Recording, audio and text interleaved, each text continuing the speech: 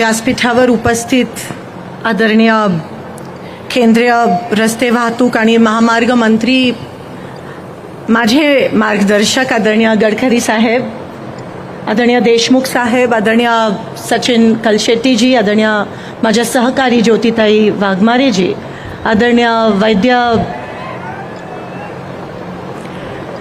वैद्यजी कल्याण शेट्टीजी, मी काय म्हणाली नाही, मी घेतलं तुमचं नाव.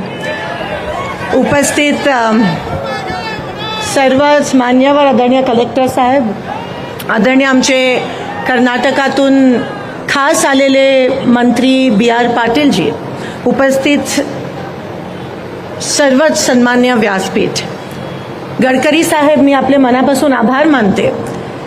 थोडीशी दागदुग असते भाजपच्या कार्यक्रमासाठी सोलापुरात आजकाल यायच्या आधी, पण सर, हा नॅशनल हायवेचा कार्यक्रम आहे आणि हा कार्यक्रम आपण घेतलात.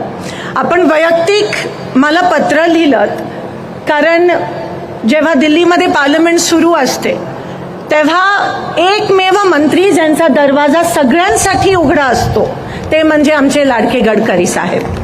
सर, आजच्या राजकीय पार्श्वभूमीत विरोधक म्हणजे वैयक्तिक दुश्मन जेव्हा समजलं जातं, तिथेच तुम्ही विरोधकांना सन्मानाची वागणूक देऊन, आदराची वागणूक देऊन आमची कामं मार्गी लावता.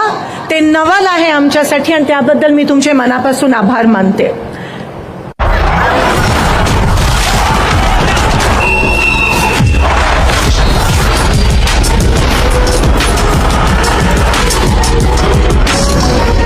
How to play the big game. No one's gonna give you something for free, so you have to go and get it. I enjoy the moment. Preparation is key and don't have any regret.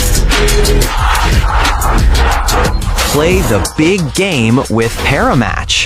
मार्गासाठी, रस्त्यासाठी तेव्हा तुम्ही remark केलात आणि रिमार्कच नाही केलात sir, पण जेव्हा तुम्ही ते काम मार्गी लावलं, जेव्हा त्या कामाला तुम्ही परवानगी दिली, जेव्हा त्या कामाला तुम्ही सँक्शन दिलं, तेव्हा तुमचं वैयक्तिक पत्र जेव्हा मला आलं तेव्हा मला मनातून आनंद झाला की सर, अशा नेतृत्वाची महाराष्ट्राला उणीव आहे. कदाचित जर तुम्ही महाराष्ट्राचे मुख्यमंत्री आज असता तर खरंच आमच्या महाराष्ट्राची परंपरा बळकट राहिली असती आणि आम्हाला अजून बळ मिळाला असता आणि महाराष्ट्र पुरोगामी विचाराचा महाराष्ट्र राहिला असता. सर, हे हिमतीने मला या ठिकाणी सांगावं लागतं.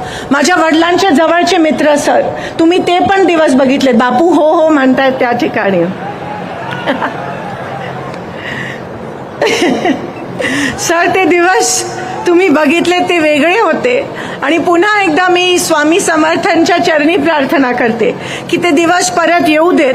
सर, ज्या रस्त्याची अनेक कामं आणि हायवेची कामं जी तुम्ही आज मंजूर केलेत त्यासाठी मी सोलापूरकरांच्या वतीने तुमचे आभार मानते. खरंच आमच्यासाठी खूप सोपं जाणार आहे.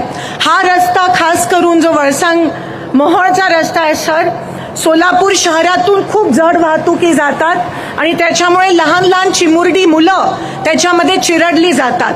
आम्ही खूप वर्षापासून बायपास रस्त्याची मागणी करत होतो, पण ह्या रस्त्यामुळे तो जो प्रॉब्लेम आहे तो सुटला गेला आहे आणि म्हणून जे हेवी व्हेकल आहे इथून आता जातील आणि सोलापूर शहरातून जो जाणारा हेवी व्हेकलचा ट्रॅफिक आहे तो कमी होईल.